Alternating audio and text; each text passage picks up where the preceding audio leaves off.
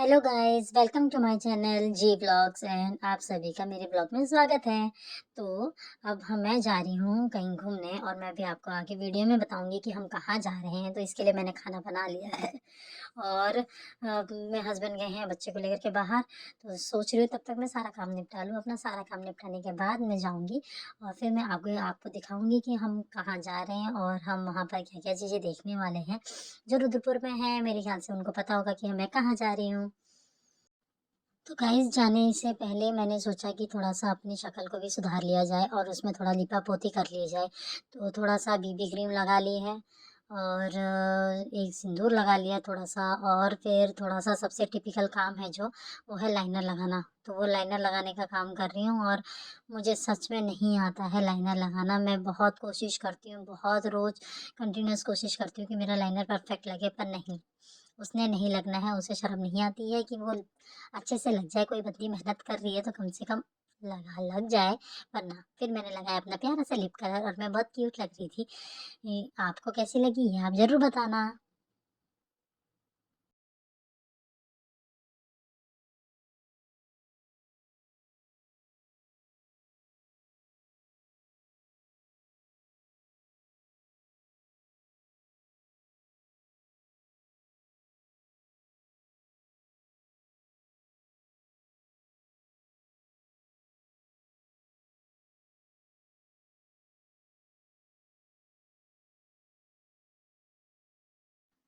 तो गाइज़ हम आगे बढ़े तो हमें यहाँ पर मिला एक कश्मीरी ड्राई फ्रूट्स। तो इसमें यहाँ पर इन्होंने क्या कर रखा था कि जितने ड्राई फ्रूट्स थे जैसे काजू, जैसे कि आपका खुमानी हो गई, पिस्ता हो गया या कद्दू के बीज हो गए, इनको सब सुखा रखा था, आम को सुखा रखा था, सारे सुखा करके ड्राई फ्रूट्स वगैरह बेच रहे थे। और क्या बोलते हैं सनम, ये जो मेरी बहन है ये लगी थी अंकल प्लीज़ वो मैंगो दे दीजिए, रेड जो आपने सुखा रखा है येलो वाला मैंगो दे दीजिए। पर अंकल कहाँ सुन रहे थे, अंकल बार बार वो इग्नोर कर रहे थे क्योंकि वो देना नहीं चाह रहे थे। ये लगी थी प्लीज़ अंकल टेस्ट तो करा दीजिए, टेस्ट तो करा दीजिए। फिर बाद में अंकल को देना ही पड़ा। अंकल ने कहा चलो ठीक है टेस्ट कर लो। फिर हमें दिखे यहाँ पर बहुत सारे अचार वाले शॉप और हमने अचार टेस्ट किया, हमें बहुत पसंद आया। आगे चल के हमने और दुकानें देखी।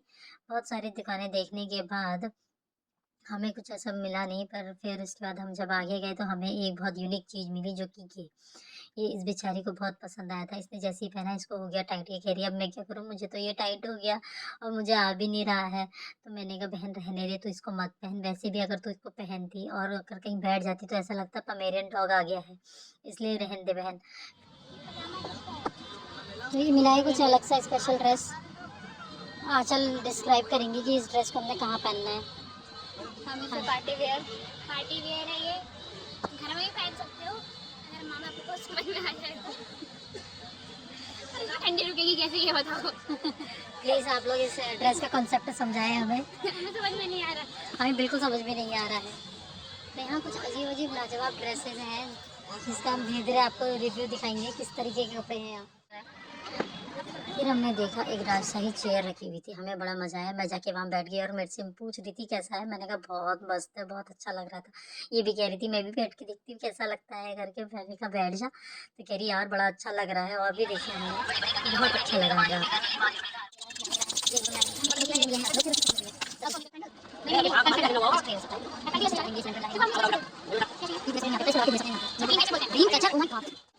ये महिला पे ऐसे नहीं ऐसे होता है।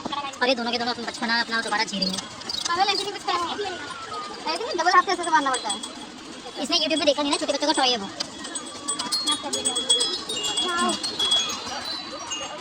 ये अब हम इसमें बैठ के जाएंगे घर तक। हम इसको लेते हैं।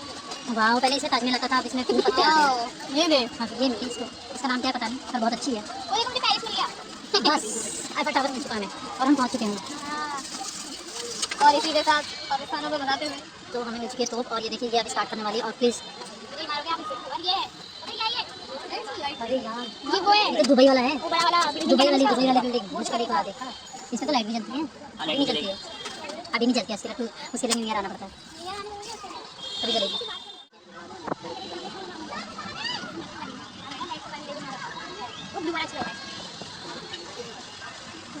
शाहिद कपूर वाला चश्मा दे दो। ये देखिए एप्पल वॉच और इसका प्राइस भी। तो ये दो महिलाओं को ये मिला काली और ये लोग यहाँ पर पसर गई है।